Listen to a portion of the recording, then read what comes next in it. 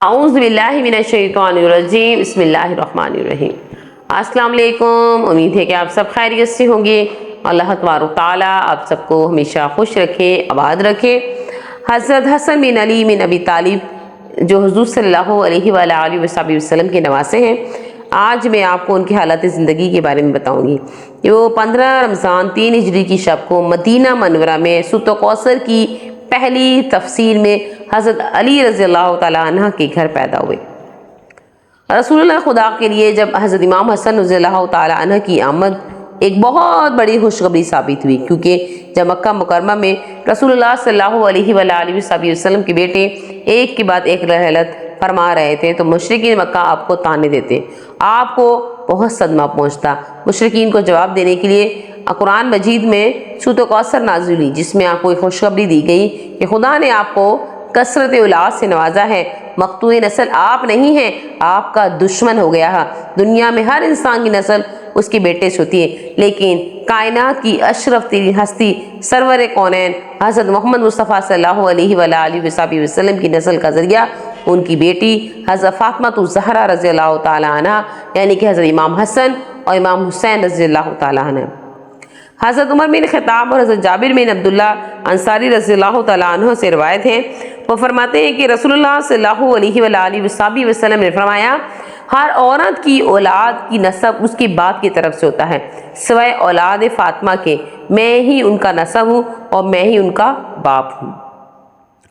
اسی طرح حضرت عمر رضی اللہ تعالیٰ عنہ سے بھی روایت ہے کہ رسول اللہ خاتم النبی صلی اللہ علیہ وآلہ وسلم نے فرمایا، قیامت کے دن ہر نسب منقطع ہو جائے گا سوائے میرے نسب اولاد، یعنی کہ فاطمہ اور اس کے رشتے کے۔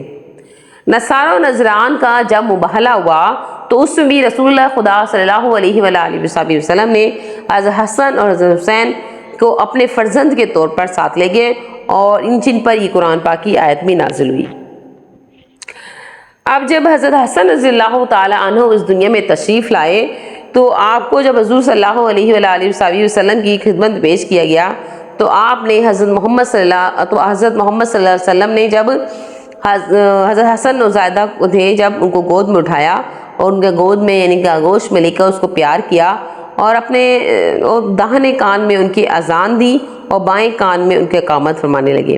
اس کے بعد اپنی زبان حضرت حسن رضی اللہ تعالیٰ عنہ کی منہ میں دے دی، امام حسن رضی اللہ تعالیٰ عنہ سے چوسنے لگے، اور اس کے بعد آپ نے دعا کی، خدایا اس کو اور اس کی اولاد کو اپنی پناہ میں رکھنا۔ ولادت کے 7ویں دن سرور کائنات نے خود اپنے دست مبارک سے ان کا حقیقہ فرمایا اور جوالوں کو منڈوا کر ان کے ہم وزن صدقہ دیا چاندی۔ اس کے بعد حضور صلی اللہ علیہ وسلم نے حضرت علی سے پوچھا، اپنے اس بچے کا کوئی نام بھی رکھا ہے؟ امیر المومنین نے عرض کیا کہ میں آپ سے سبقت کیسے لے سکتا ہوں؟ پھر آپ صلی اللہ علیہ وآلہ وسلم فرمایا، میں بھی خدا پر کیسے سبقت کر سکتا ہوں؟ چند ہی لمحوں بعد حضرت جبرائیل علیہ السلام تشریف لائے اور وحی کے لیے آئے اور کہا کہ خداوند تعالیٰ نے ارشاد فرمایا ہے کہ اس بچے کا نام حضرت حسن رضی اللہ تعالیٰ عنہ رکھیں۔ انس رضی اللہ تعالیٰ عنہ سے روایت ہے کہ نبی کریم صلی اللہ علیہ وآلہ وسلم کے ساتھ امام حسن سے زیادہ مشابہت رکھنے والا کوئی نہیں تھا۔ حضرت امام حسین جو تھے سینے سے قدموں تک رسول صلی اللہ علیہ وسلم کی تشبیہ تھے، اور حضرت امام حسن چہرے سے لے کے سینے تک مشابہت رکھتے تھے۔ خدا کی وحی کے بغیر کوئی کام و کلام نہ کرنے والا رسول خدا صلی اللہ علیہ وآلہ وسلم کی نواسوں سے محبت اور اللہ کے نزدیک مقام کا اندازہ اس حدیث مبارکہ سے لگایا جا سکتا ہے کہ روایت ہے کہ نبی کریم صلی اللہ علیہ وسلم نماز عشاء ادا کرنے کے لیے باہر تشریف لائے۔ آپ اس وقت حضرت امام حسن اور امام حسین کو گود میں اٹھائے ہوئے تھے۔ آپ اس وقت ان کو زمین پہ بٹھایا اور پھر نماز کے لیے تکبیر فرمائی۔ آپ نے نماز کے دوران ایک سجدے میں تاخیر فرمائی۔ بعد میں آپ نے فرمایا، ایسی کوئی بات نہیں تھی کہ میرے نواسے مجھ پر سوار ہوئے تھے، اس وجہ مجھے برا محسوس ہوا کہ میں جلدی سے اٹھ کھڑا ہوں اور اس کی خواہش جو ہے کھیلنے کی پوری نہ ہو۔ حضرت محمد صلی اللہ علیہ وسلم ایک دن خطبہ فرما رہے تھے کہ حسین آ گئے، اور حسن کے پاؤں میں دامن ابا اس طرح الجھا کہ وہ آپ زمین پر گر پڑا۔ یہ دیکھ کر حضرت رسول صلی اللہ علیہ وسلم نے خطبہ ترک کر دیا اور ممبر سے اتر کر انہیں آغوش میں اٹھا لیا اور ممبر پر پھر دوبارہ تشریف لے گئے اور پھر خطبہ شروع کر دیا۔ حضرت برا بن عازب رضی اللہ تعالیٰ عنہ سے روایت ہے کہ میں نے دیکھا کہ سجدے میں آپ نے تاخیر فرمائی، میں نے سر اٹھایا تو دیکھا کہ آپ کے صاحبزادے آپ کی پشت پر مبارک پر سوار ہیں۔ اس وقت آپ صلی اللہ علیہ وآلہ وسلم حالت سجدے میں ہے، میں بھی سجدے میں چلا گیا۔ جس وقت آپ صلی اللہ علیہ وآلہ وسلم نماز سے فارغ ہو گئے تو لوگوں نے عرض کیا یا رسول اللہ آپ کی نماز سے فارغ ہو گئے تو لوگوں نے عرض کیا کہ یا رسول اللہ آپ نے نماز کے دوران ایک سجدہ عطا فرمایا اور ایک میں تاخیر فرمائی۔ آپ نے فرمایا ایسی کوئی بات نہ تھی، میرے نواسے مجھ پر سوار ہوئے اور مجھ کو یہ بات محسوس ہوئی کہ میں جلدی سے اٹھ کھڑا ہوں۔ اس سے مراد ہے کہ جب تک اس کے کھیلنے کی خواہش مکمل نہ ہو۔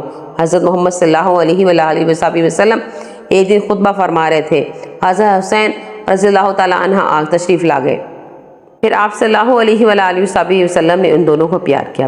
حضرت برا بن عازب رضی اللہ تعالیٰ عنہ سے روایت ہے کہ میں نے دیکھا کہ نبی کریم صلی اللہ علیہ وآلہ وسلم نے حضرت حسن بن علی کو اپنے مبارک کندھے پر اٹھایا ہوا تھا اور آپ صلی اللہ علیہ وآلہ وسلم فرما رہے تھے اے اللہ میں ان سے محبت کرتا ہوں، میں بس تو بھی اس سے محبت فرما۔ اہل بیت سے آپ کو سب سے پیارا کون ہے؟ فرمایا حسن اور حسین۔ آپ حضرت فاطمہ رضی اللہ تعالیٰ عنہ سے فرمایا کرتے تھے میرے دونوں بیٹوں کو میرے پاس لاؤ، پھر آپ دونوں کو سونگا کرتے تھے اور انہیں اپنے ساتھ بٹھا لی کرتے تھے، انہیں لپٹا لیا کرتے تھے۔ حضرت عمر بن عبداللہ سے روایت ہے کہ رسول اللہ صلی اللہ علیہ وآلہ وسلم کا ارشاد ہے کہ جس نے ان دونوں یعنی حسن اور حسین سے محبت کی اس نے مجھ سے محبت کی، جس نے ان دونوں سے بغض کیا اس نے مجھ سے بغض رکھا۔ حضرت ابن عباس رضی اللہ تعالیٰ عنہ سے روایت ہے کہ رسول اللہ صلی اللہ علیہ وآلہ وسلم فرمایا کیا میں تمہارے ان کے بارے میں نہ بتاؤں جو اپنے نانا نانی کے لحاظ سے سب لوگوں سے بہتر ہیں؟ کیا میں تمہیں ان کے بارے میں نہ بتاؤں جو اپنے چچا اور پھپھی کے لحاظ سے سب لوگوں سے بہتر ہیں؟ کیا میں تمہیں ان لوگوں کے بارے میں نہ بتاؤں جو اپنے ماں باپ کے اعتبار سب لوگوں سے بہتر ہے؟ وہ حسن اور حسین ہے۔ سیدنا فاطمہ رضی اللہ تعالیٰ حسن اور حضرت حسین رضی اللہ تعالیٰ عنہ کو رسول کریم صلی اللہ علیہ وآلہ وسلم کے مرض وصال کے دوران آپ کی خدمت میں لائیں اور عرض کیا یا رسول اللہ انہیں وراثت میں سے کچھ حصہ عطا فرمائے۔ رسول کریم صلی اللہ علیہ وآلہ وسلم نے فرمایا حسن میری حیت اور سرداری کا وارث ہے اور حسین میری جرت اور ثقافت کا وارث ہے۔ حضرت امام حسن مجتبیٰ رضی اللہ تعالیٰ عنہ نے 7 سال اور کچھ مہینے تک اپنے نانا رسول خدا کا زمانہ دیکھا۔ حضور صلی اللہ علیہ وآلہ وسلم کی آغوش محبت میں پرورش پائی۔ پیغمبر کی وصال کے بعد حضرت زہرا کی شہادت کے سے 3-6 مہینے پہلے آپ اپنے والد و ماجد کے زیر تربیت آ گئے۔ فرزند رسول امام حسن اپنے والد گرامی کی شہادت کی امامت کے درجے پر فائز ہوئے، اس کے ساتھ خلافت اسلامیہ پر بھی کام کرتے رہے۔ امام حسن کے والد جو امیر المومنین حضرت علی 21 رمضان کو شہید ہوئے اور اس وقت حضرت عمر رضی اللہ تعالیٰ عنہ کی عمر جو تھی 37 سال تھی، یعنی کہ حضرت حسن رضی اللہ تعالیٰ عنہ کی اور حضرت علی کی تکوین و تدفین کے بعد عبداللہ بن عباس کی تحریک سے قیس ابن اسعد نے عبادہ سے امام حسن کی بیعت کی اور بعد میں تمام لوگوں نے بھی ان سے بیعت کی۔ واقعہ جو ہے 21 رمضان 40 ہجری یوم الجمعہ کا تھا۔ ابن اسیر میں ابن عباس کھڑے ہو کر تقریر کی اور لوگوں کو بیعت کی اور سب لوگوں نے انتہائی جوش و خروش کے ساتھ آپ کے ہاتھ پر بیعت کی۔